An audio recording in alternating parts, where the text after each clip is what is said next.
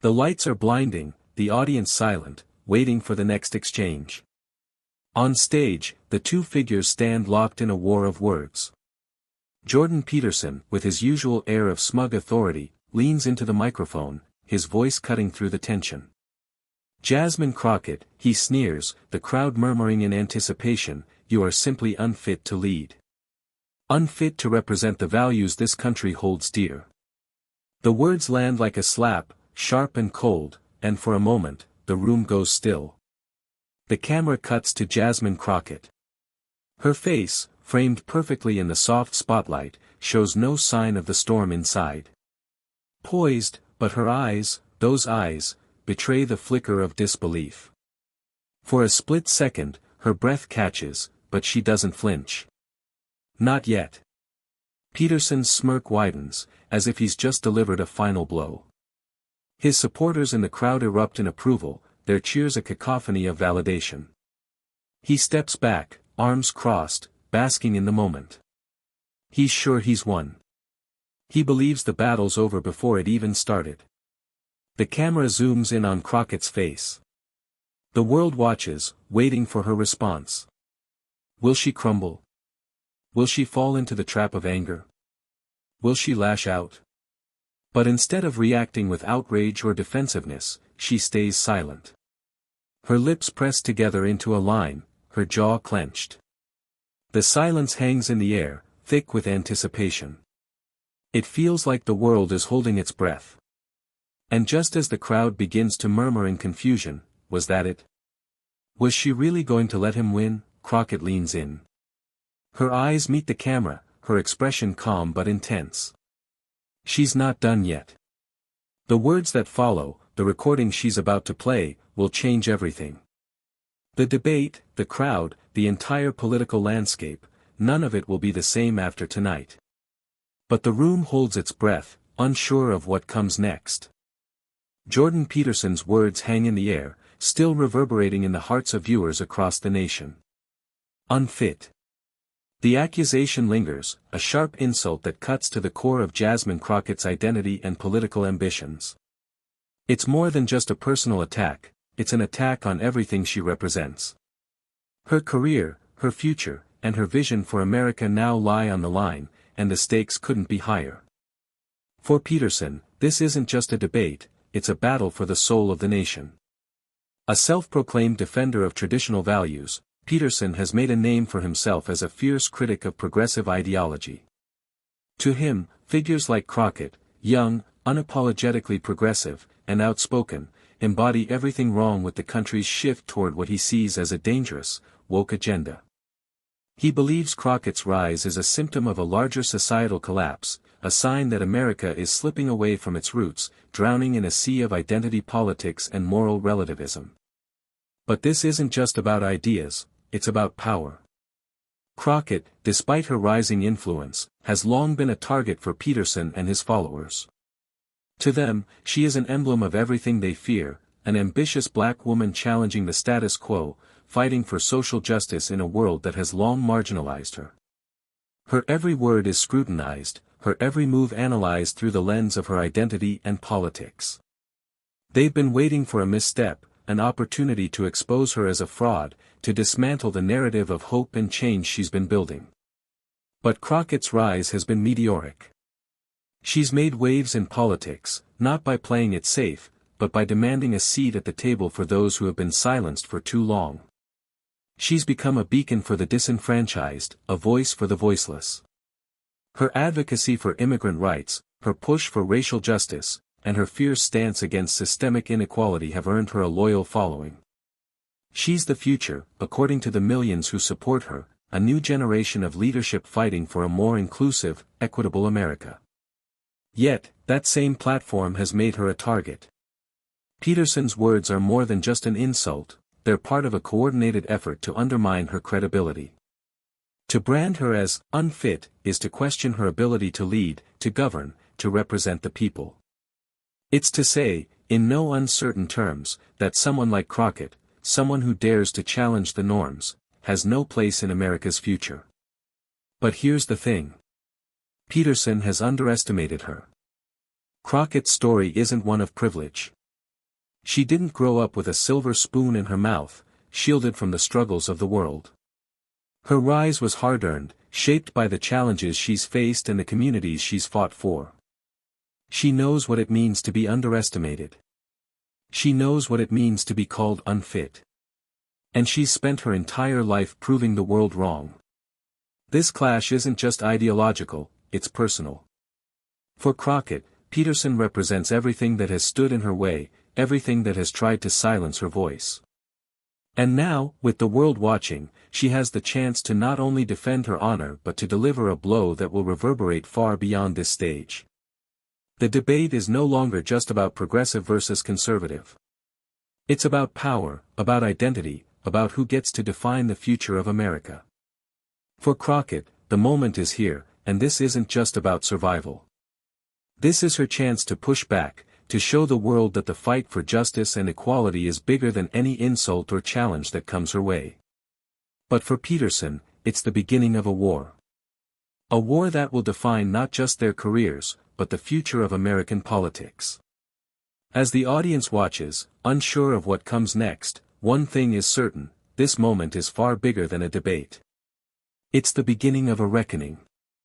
Jordan Peterson didn't rise to prominence by accident. His ascent to conservative icon status was calculated, strategic, and built on the backs of millions who saw him as a voice of reason in a world that seemed to have gone mad. Peterson's career exploded with his vehement opposition to Bill C-16, a Canadian law that he argued forced speech and infringed upon free expression. His stance catapulted him into the spotlight, transforming him from an academic professor to a cultural lightning rod. To his supporters, Peterson was a beacon of intellectual integrity, a man who stood firm against the forces of political correctness and social justice. He presented himself as a defender of the traditional values that, in his view, had long been undermined by what he called the postmodern neo-Marxist agenda. His followers, a diverse group of disaffected conservatives, libertarians, and young men disillusioned by modern feminism, saw in Peterson a figure who understood their frustrations, who articulated their fears about the erosion of Western civilization. Peterson became the face of a movement, one that opposed the shifting tides of cultural and political correctness that seemed to be reshaping society. He was the guy who told you to clean your room and stand up straight. He became synonymous with self-help, an intellectual who preached personal responsibility, while simultaneously waging war on the forces he believed were eroding the very fabric of society. But beneath the polished exterior, beneath the polished rhetoric, there was something far darker lurking: arrogance. Peterson's self-assurance bordered on hubris. He positioned himself not just as a critic of progressive ideology, but as its ultimate intellectual nemesis. To him, figures like Jasmine Crockett, with their calls for systemic change and their challenge to long-held norms, were nothing more than dangerous ideologues, radicals who threatened to undo the centuries of work that had supposedly brought society to its current state of enlightenment. In Peterson's world, there was no room for nuance, for compromise, for the kind of empathy that drove figures like Crockett. To him, the world was a binary: there were the thinkers, the intellectuals, the ones who understood the importance of tradition and structure, and then there were the snowflakes, the victimhood culture proponents, the loud voices of progressive movements who were destroying everything they touched. And he wasn't about to let one of them gain any real power. Crockett, with her rising influence and outspoken activism, was the antithesis of everything Peterson championed. She was brash, unapologetic, and, most importantly, unwilling to bow to the traditional hierarchies that Peterson held dear. In his eyes, she represented the very embodiment of what was wrong with society: a woman of color, questioning authority, demanding that the world evolve to fit her vision of justice. But what Peterson failed to recognize, and what his growing fanbase failed to see in their blind devotion to his message, was the profound danger of his overconfidence. The kind of arrogance that made him dismiss the voices of millions who had suffered in silence for far too long. To him, his intellectual dominance was beyond question. And yet, it made him blind to the changing tides of the world around him. He had spent years disparaging identity politics and woke culture, scoffing at anyone who would dare to challenge the status quo. His dismissiveness toward progressive figures like Crockett was often rooted in a condescending belief that they were merely products of their time, naive children who hadn't yet earned the right to be heard. When Crockett made her name in politics, calling for systemic reforms and a re-evaluation of America's racial and economic structures, Peterson's instinct wasn't to engage with her ideas, it was to dismiss her as a flash in the pan, a symptom of a temporary ideological trend that would eventually burn out. Peterson's arrogance wasn't just intellectual, it was personal. He couldn't fathom the idea that someone like Crockett could rise to prominence on her own merit. To him, her success was a reflection of a world gone soft, a world that had abandoned the principles he championed. She was nothing more than a pawn in a larger game of ideological warfare, a puppet who couldn't possibly understand the complexities of the world as he did. What made Peterson's downfall inevitable was not just his overconfidence in his ideas, but his inability to truly listen. His arrogance made him deaf to the voices of those who were calling for change, for a world where people of all backgrounds could thrive. He didn't see Crockett as a formidable opponent in the battle for America's future. He saw her as a threat to his very worldview, a worldview built on a carefully crafted narrative of intellectual superiority and traditional values. But in dismissing her, he underestimated her. And in doing so, he set the stage for his own collapse. Peterson believed that by calling her unfit, he could take her down in one fell swoop. What he didn't anticipate was that his own arrogance would be his undoing. He failed to realize that Crockett wasn't just fighting for her own career, she was fighting for the voices of those who had been silenced for far too long. And as much as he might dismiss her, as much as he may believe that his words would hold the weight of truth, Crockett's fight was far from over. And the world was about to see that. Jasmine Crockett never set out to be a politician. Her rise to prominence wasn't born out of a desire for power or fame, it was born out of necessity. A necessity to fight for the people who had long been forgotten, ignored, or actively oppressed. From the moment she could walk, Crockett knew that the world was not built for people like her, black, outspoken, and determined to break down the barriers that stood in her way. Growing up in a working-class neighborhood, Crockett's childhood was shaped by the struggles of her community. Her mother, a nurse, worked long hours to support their family, while her father, a factory worker, did his best to provide for them. But it was never enough. The bills piled up, the school systems were underfunded, and the roads they traveled were lined with boarded-up houses. The message was clear, some people were destined for a better life, while others, people like her, were expected to settle for what was handed to them. But Crockett wasn't one to settle. She learned early on that to get what you wanted, you had to fight for it, and even then, the fight was never easy. Her first taste of activism came when she was just a teenager. Watching the police brutality protests that had become all too common, Crockett was struck by a sense of urgency. She had always been aware of the disparities in her community, how black boys were disproportionately arrested, how black girls were overlooked in the classroom, but seeing the pain of those around her in the wake of tragedy stirred something deeper within her. She could no longer stay silent. That was the moment when she realized that her voice could do more than just express frustration, it could be a tool for change. Crockett threw herself into local activism, organizing marches, writing letters to local politicians, and standing up for people who had no voice. The path wasn't easy. As a black woman in a male-dominated space, she faced barriers that others didn't. She was often dismissed, told she was too aggressive or too emotional for politics. She was called the angry black woman by those who couldn't handle her passion. But none of that ever fazed her. It only made her more determined. Her entry into the political sphere came not as a calculated move, but as a response to a system that had never worked for people like her. As a young lawyer, Crockett saw firsthand how the justice system failed the people who needed it most. It was clear that while the laws were supposed to protect everyone, they were designed to protect some while crushing others. She watched as families were torn apart by the very system that was supposed to uphold their rights. She saw how marginalized communities were given the least amount of help and the harshest punishments. It didn't take long before Crockett decided to take her fight to the next level. She ran for office, not because she thought it would be easy, but because she understood that change wouldn't come from standing on the sidelines. Her campaign wasn't a traditional one. It wasn't about collecting endorsements from powerful elites or making the right connections in the political machine. It was about connecting with the people who needed her the most. It was about knocking on doors, listening to people's stories, and building a movement from the ground up. Crockett's campaign was far from smooth. She faced opposition not just from her political rivals but from people within her own party who didn't believe she could win. As a woman of color, they questioned her ability to connect with voters, to raise funds, to navigate the political system. There were times when she wanted to quit, when the weight of the fight seemed too heavy to bear.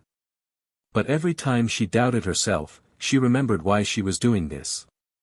For the single mother working 2 jobs just to feed her kids. For the young man who had been incarcerated for a crime he didn't commit. For the immigrant family who had come to America searching for a better life, only to find the doors shut in their faces. She remembered the struggle of her own family, the sacrifices her mother had made to give her the chance to succeed, the late nights when her father stayed up, hoping his children would do better than he ever could. She couldn't afford to back down. Her commitment to her community and her unwavering belief in justice kept her going when the odds seemed insurmountable. As Crockett climbed the political ladder, she did so with a sense of purpose that could not be swayed. She used her platform to speak out about the issues that mattered to her constituents: affordable healthcare, police reform, racial justice, and economic equality. She wasn't afraid to challenge the status quo, to speak truth to power, even when it made her enemies. In a political environment where compromise often means watering down your values, Crockett refused to bend. She was a fighter for the people, a woman who stood up and demanded change not because it was easy, but because it was necessary. Her resilience wasn't just about enduring the personal attacks or the systemic barriers that came with being a black woman in politics. It was about the love and empathy she had for her community. Crockett didn't just want to be a representative, she wanted to be a voice for those who had been silenced for far too long. She knew that to lead was to understand the struggles of others, to carry their pain with her, and to fight on their behalf. Jasmine Crockett was not just a politician. She was a symbol of what happens when dignity and strength collide with injustice. In a world that often told her she wasn't enough, she became more than they could ever imagine. She became the embodiment of hope, a beacon for those who had long been left in the shadows.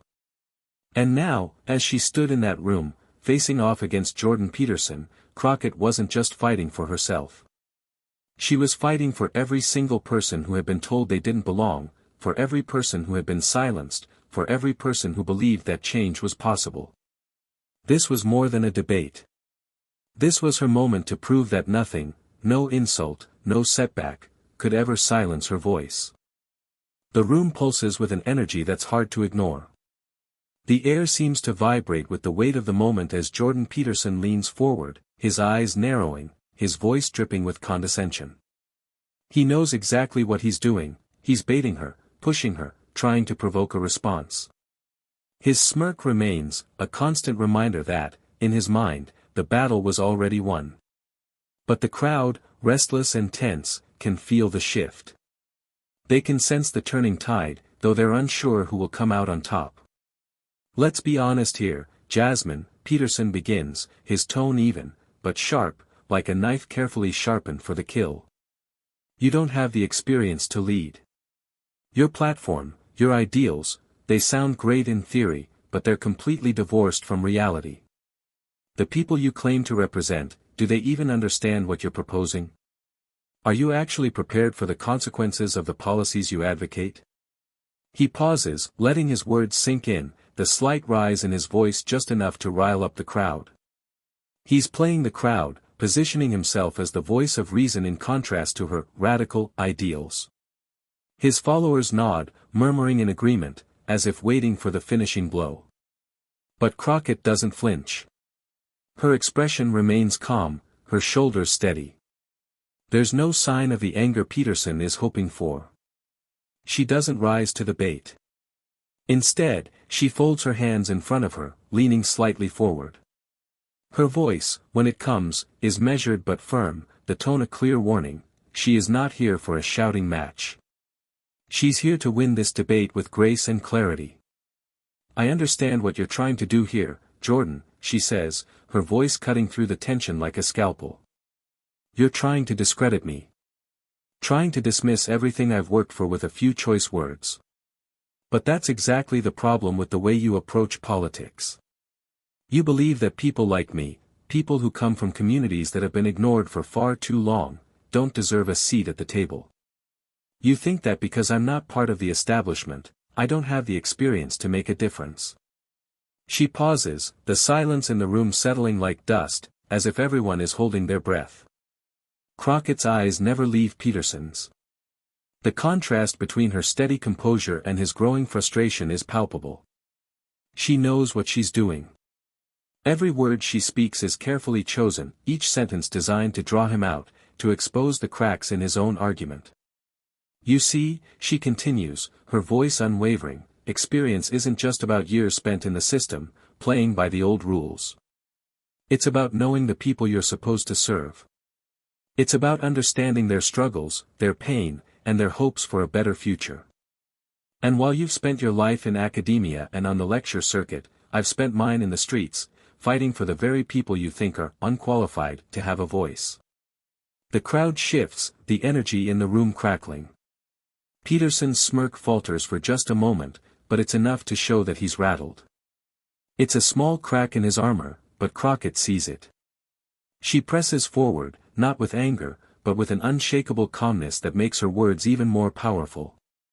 Peterson's eyes flash with irritation, but he presses on, doubling down. His tone becomes sharper, more dismissive. Your so-called experience doesn't qualify you for the responsibility of leadership, Jasmine. You haven't governed, you haven't led.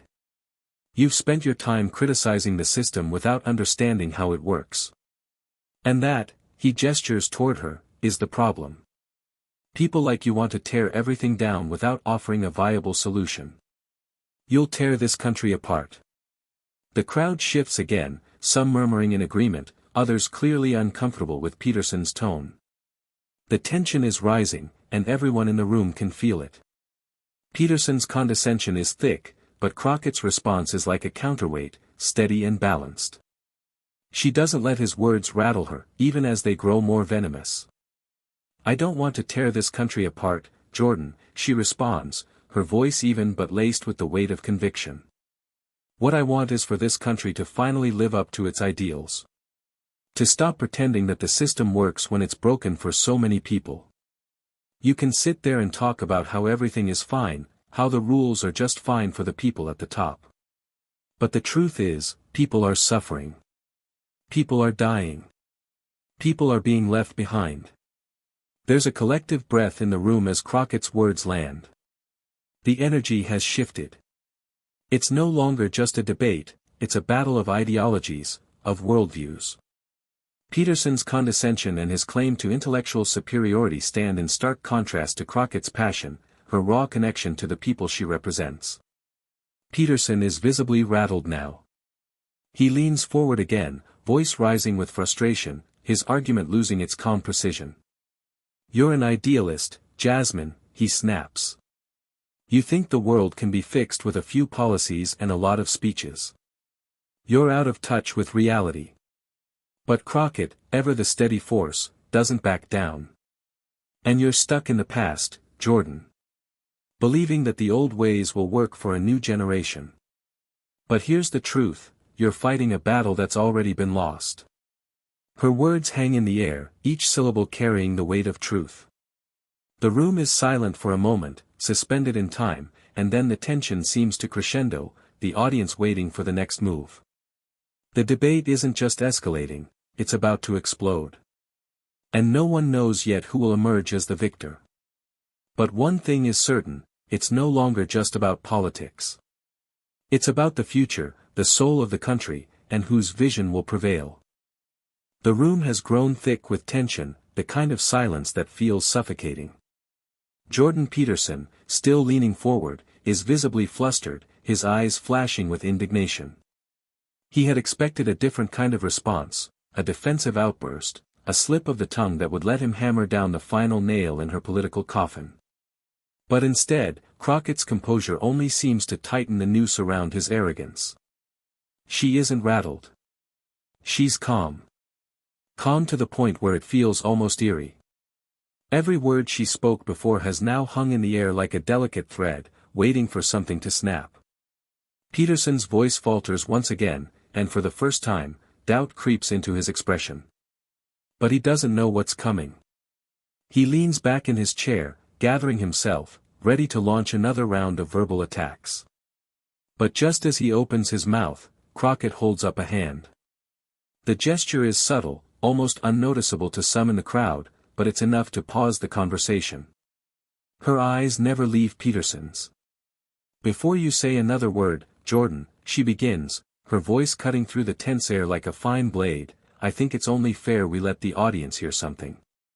Something I've been sitting on for a while." There's a subtle, almost imperceptible shift in the crowd. Curiosity stirs, but it's a nervous kind of curiosity. Peterson's brow furrows as he looks at her, his lips curling into a condescending smile, ready to dismiss whatever Crockett is attempting. "You know, you've spent the entire debate criticizing me for my lack of experience," she continues, her eyes not leaving him for a second. "You've made it clear how unqualified you think I am, how unfit I am to lead. And yet, it's you who's been speaking out of both sides of your mouth." She reaches into the briefcase beside her, pulling out a small device. Without a word, she clicks a button, and the room is suddenly filled with a voice that makes every pair of eyes in the room snap to attention. Peterson's voice, unmistakable and clear, is now echoing through the speakers. "Women in power, especially women like Crockett, are dangerous," the voice on the recording sneers. "They get there through manipulation, through playing the victim card, through pandering to the masses. They don't have the intellectual depth to lead, and they certainly don't have the mental toughness it takes to face real issues. This is exactly what's wrong with the system today." Peterson's eyes widen as the recording continues, his calm demeanor faltering for the first time. The words cut through the room like a blade, each syllable hitting harder than the last. The audience is stunned, some gasping, others exchanging incredulous looks. Peterson's arrogance, once so unshakable, is now fraying at the edges. Crockett doesn't flinch. She doesn't look at the audience.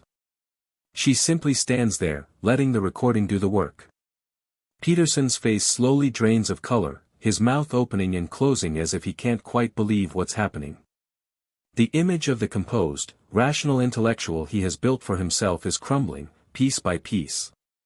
The recording plays on, and in its wake, the room goes quiet, too quiet. All that can be heard is Peterson's voice on the tape, belittling women, dismissing them as incapable, as pawns to be used in a game of political manipulation. Crockett waits a beat before pressing the button to stop the recording.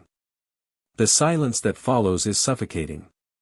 The tension in the air has reached a boiling point, and everyone in the room can feel it. For a moment, Peterson is frozen. His gaze flickers to the crowd, and then back to Crockett, as if he can't quite process what just happened. The smugness is gone from his face now, replaced by something else, a flicker of vulnerability. It's subtle, but it's there. And it's everything Crockett needs. She waits another beat, letting the full weight of the revelation settle in. The power of the moment is undeniable. The room, once dominated by Peterson's voice, is now fully under Crockett's control. "I'm sure many of you here are familiar with Jordan's public persona," she says, her voice steady and clear. "He's the intellectual who stands against the so-called woke culture, a man who claims to be a defender of reason and order. He's the man who critiques and belittles women like me for speaking out, for standing up for what's right." She turns to face Peterson, her gaze sharp, unwavering. "But what you just heard wasn't a moment of reason. It wasn't about intellectual honesty. It wasn't about fairness. It was about a man who, when faced with a woman who dares to challenge his narrative, resorts to the lowest form of attack, dismissal. He doesn't just disagree with me, he belittles me, questions my worth, my abilities." The audience is leaning in now, hanging on her every word. The power has shifted. They are no longer hanging on Peterson's every insult, they are now waiting for him to respond, to explain the indefensible. Jordan's arrogance has always been his greatest weapon, Crockett continues, her voice growing stronger. He has spent his career convincing the world that only his voice matters, that his ideas are the final word. But what you've heard today is proof that his entire argument isn't about truth, it's about ego. It's about silencing voices that threaten his comfortable position at the top. Peterson's face is flushed now, his jaw clenched. His usual self-assurance is gone, replaced by an unmistakable unease. The room can see it. The cracks in his facade are growing wider with each passing second. Crockett pauses, her eyes never leaving his. The tension between them is palpable, but she's calm. She's in control now. Here's the truth, Jordan, she says, her voice unwavering. You've spent your life telling people like me that we're unfit, unqualified, undeserving of a place at the table. But the truth is, you're the one who's unfit. You're the one who's been misleading the public, manipulating them with your so-called reason, while you quietly belittle the very people who are fighting for the future. She looks out to the crowd, her gaze sweeping over the room. I'm not here to tear you down, Jordan. You've done that all on your own. I'm here to show the world that there is a place for people like me in politics, people who won't sit back and let you dictate the narrative. People who will speak truth to power, no matter how uncomfortable it makes you. The room erupts in applause, the sound deafening. The energy in the room has shifted completely. Peterson, once the confident, untouchable figure, is now standing there, his credibility in tatters. Crockett's calm, measured response has shattered his arrogance, and the crowd knows it. As the applause continues, Peterson takes a step back, his expression one of defeat. The mic drop moment has passed, and the world has seen the villain crumble. The digital world is ablaze. The moment Jasmine Crockett revealed the recording, it was as if a seismic wave had rippled through the very fabric of political discourse. Within seconds, social media exploded. Hashtags like #CrockettOwnsPeterson and #TheTruthHurts surged to the top of trending lists worldwide. What had been a tense political debate just moments ago was now a viral phenomenon. The recording, so simple yet so devastating, was everywhere. Clips from the debate flooded timelines. Reactions poured in faster than anyone could have predicted. On Twitter, millions were tweeting Crockett's name. Within hours, the #CrockettOwnsPeterson had garnered more than 10 million tweets. Some of them were simple, supporters expressing their admiration. Jasmine Crockett just put Jordan Peterson in his place. The truth has a way of cutting through the BS. #CrockettOwnsPeterson. Others were more pointed. Jordan Peterson is cancelled. This was the final nail in his coffin. #TheTruthHurts. The message was clear, Crockett's mic drop moment wasn't just a personal victory. It was the beginning of a shift in the narrative. The controversy reached beyond Twitter. Instagram stories and TikTok videos began circulating, with influencers posting reaction clips, memes, and analysis of the debate. In an unprecedented move, multiple meme accounts dedicated entirely to political commentary seized the opportunity to spread the news, breaking down Peterson's statements in humorous, yet sharp, critiques. The soundbite of Crockett's calm, confident rebuttal, followed by Peterson's strained response, was played on repeat across every platform. The recording was remixed into viral videos, paired with iconic lines like, "You don't have the intellectual depth to lead," and "You've spent your career convincing the world that only your voice matters." The internet had latched onto her words, and they wouldn't let go. The mainstream media quickly caught wind of the story, with every major outlet from CNN to Fox News dedicating airtime to the explosive fallout from the debate. Crockett's name was on every anchor's lips, and the scandal took center stage. Analysts debated the implications for Peterson's career, and political commentators praised Crockett for her poise and strategic thinking. Her bold move to expose Peterson's misogyny and arrogance shifted the political conversation overnight. Her calm defiance, paired with the irrefutable proof of his hypocrisy, painted Peterson as not just an intellectual adversary, but a man whose hidden prejudices had now been laid bare for the world to see. In an unexpected twist, celebrities and public figures, who had long stayed out of the fray, began weighing in. Singer and activist, Alicia Keys, tweeted, "Crockett stood up for every woman whose voice has been silenced for too long. Proud to stand behind her. #Crockett owns Peterson." Actress Zendaya, with her millions of followers, joined the conversation. "This moment, this, is what we need more of. Women in power, speaking truth, no matter the cost." The hashtag began to trend on multiple continents. It was no longer just about a debate, it was a cultural shift, and Crockett had become its symbol. But it wasn't just the public figures who rallied behind Crockett. Everyday people, particularly women and marginalized communities, found themselves empowered by her victory. A new wave of political activism was sparked.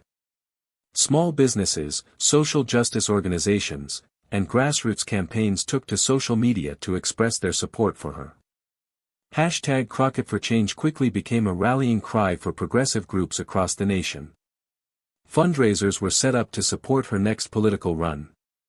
The words, "You're not fit to lead," that Peterson had so confidently hurled at Crockett were now being used as a slogan in t-shirts, posters, and bumper stickers, reappropriated into a symbol of empowerment for those who had been dismissed or undermined for far too long.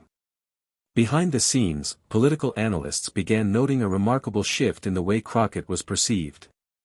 The scrutiny she had once faced as a rising star, constantly criticized for her unrealistic ideals and lack of experience, had now given way to a tidal wave of respect. Suddenly, Crockett was more than just a candidate. She was a force to be reckoned with. Political pundits speculated that her public standing had soared. What was once seen as a fringe campaign was now becoming a powerful movement that had captivated the attention of voters across the political spectrum. Crockett's influence skyrocketed. Her team reported a surge in support, with donations flooding into her campaign coffers from both individuals and organizations that saw her as the future of progressive leadership. Polls showed an unprecedented rise in her approval ratings, and public interest in her policies was at an all-time high. The debate no longer felt like a mere battle of words, it had become a turning point, one where the people began to see her as a legitimate leader. The mic drop moment was no longer a single, fleeting moment of glory. It had launched her into the political stratosphere. As news outlets analyzed the aftermath, they noted a deeper shift in the tone of political discourse. Crockett's calm, collected response had set a new standard for how political figures could confront aggression, arrogance, and outright misogyny. It was no longer about responding in kind with anger or insults, it was about holding steady, standing firm, and letting the truth speak for itself. But the most profound change was happening in the hearts and minds of the public. The debate between Crockett and Peterson had been a battle, yes, but it had also been a demonstration of what real leadership looked like. It was about humility, empathy, and intelligence in the face of provocation. It was about showing that true power doesn't come from tearing others down, it comes from elevating those around you and speaking truth to power when it matters most. And so, as the social media firestorm raged on and her supporters continued to rally behind her, Crockett took a step back, allowing the storm to pass over her, knowing that the fight was far from over. But this was a victory that had changed the course of her political future and, more importantly, had reshaped the conversation about leadership in America. Crockett's victory wasn't just about exposing Peterson's hypocrisy. It was about proving that even in the face of the most condescending and oppressive forces, the quietest voice could become the loudest, and that one act of bravery, one strategic move, could spark a movement that would echo far beyond the confines of that debate hall. The world had watched, and they had seen a new kind of leader emerge. The shockwaves of that moment would be felt for years to come. The fallout from the debate still reverberated across the nation. But as the dust began to settle, Jasmine Crockett stood tall, not just as a politician, but as something more, a symbol of hope, of dignity, and of the kind of leadership this country so desperately needed. In the aftermath of the debate, she took a moment to reflect on the journey that had brought her to this point. What had started as a single moment of clarity in a room full of noise had become a powerful catalyst for change. Sitting before a live audience, Crockett addressed the nation. Her voice was steady, but her words carried the weight of everything that had transpired. She was no longer just responding to the insults thrown her way. She wasn't here to talk about petty political games or to engage in a battle of egos. No, this was bigger than all of that. This was about something deeper. It was about the values that defined who she was, who we all could be. Look, she began, her tone calm but resolute, the world we live in isn't perfect. It's filled with challenges, struggles, and injustices. Every day, people are fighting to be seen, to be heard, to be treated with dignity. I've spent my entire life fighting for those people. For the single mother working 2 jobs, for the student who can't afford a meal, for the immigrant who has been told they don't belong. These are the people I fight for. Not for power, not for fame, but for justice. She paused, letting her words sink in. The room, both physical and digital, was silent, hanging on every syllable. It was clear that this was more than just a political statement. This was a moment of moral clarity, and Crockett was using it to define the kind of leader she aimed to be. I know some of you don't agree with me, she continued, and that's okay. We don't have to agree on everything. But I do believe this: integrity, empathy, and honesty, that's what makes a leader. It's not about tearing others down to build yourself up. It's not about being the loudest in the room, the one who has the sharpest tongue or the most followers. No, leadership is about lifting others, about listening, about understanding the struggles of the people you serve. It's about standing up for what's right, even when it's hard. Her words weren't just a defense of her position in the debate. They were a clarion call to a broader truth about the kind of leadership the country needed, a leadership that wasn't driven by arrogance, ego, or division, but by a deep and unwavering commitment to justice and equality.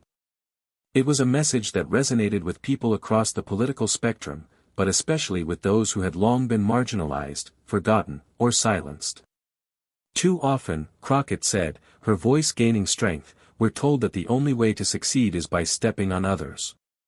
That the only way to make it is to play the game by someone else's rules. But I'm here to tell you, that's not true. The real power doesn't lie in domination or in putting others down. The real power lies in lifting people up, especially those who have been knocked down by a system that wasn't made for them. She paused again, her gaze sweeping across the audience, both in the studio and across the digital platforms. Her words weren't just for the people who supported her. They were for everyone, even for those who had once doubted her, even for those who had once called her unfit. I stand here not just because of my own strength, but because of the strength of the communities that have always fought for a better future. It's their fight that I carry with me. Every day, I fight for the voices that have been silenced. For the women who have been told they're not enough. For the people of color who have been told they don't belong. For the immigrants who have been told they can't have a seat at the table. This fight is not just mine. It is ours. The room was still, but Crockett could feel the shift. The energy had changed. It was no longer about the debate or the petty insults that had been thrown. It was about something much bigger. It was about a movement of people who believed that integrity and empathy could be the foundation for change.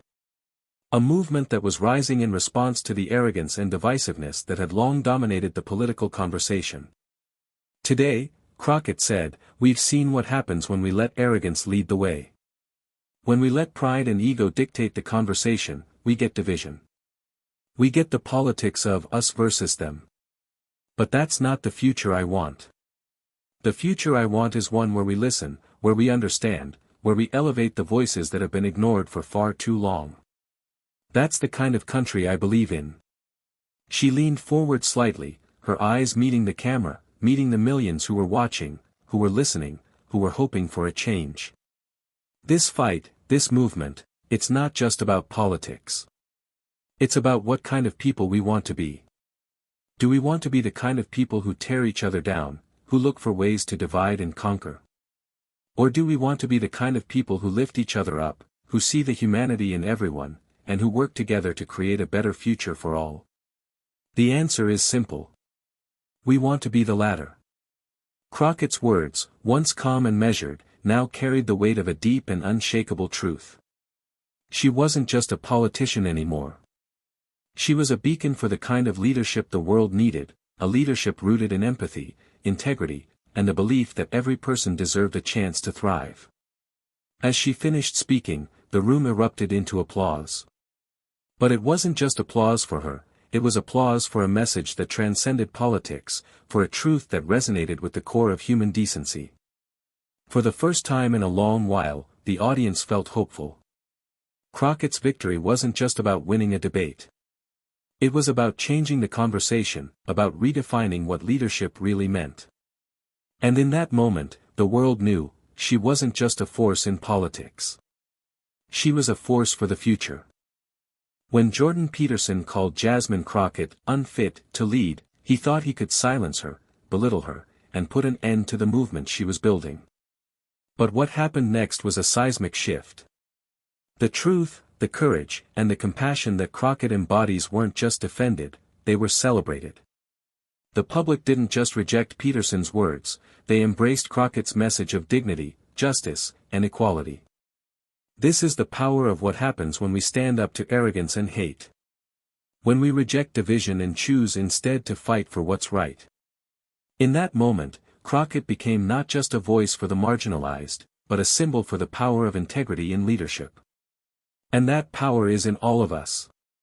We have the ability to shape the future, not with anger or fear, but with truth, compassion, and the belief that every person deserves to be heard, respected, and valued. Crockett's victory is proof that when we stand together for justice, we cannot be defeated. But the fight doesn't end here. If you believe in the vision for a world built on equality, if you want to see more leaders who are unafraid to stand up for what's right, then it's time to take action. Subscribe to stay connected with movements like this, share this message to spread the truth, and continue supporting leaders who are making a real difference. The future is in our hands. The time to act is now. Stand with Crockett.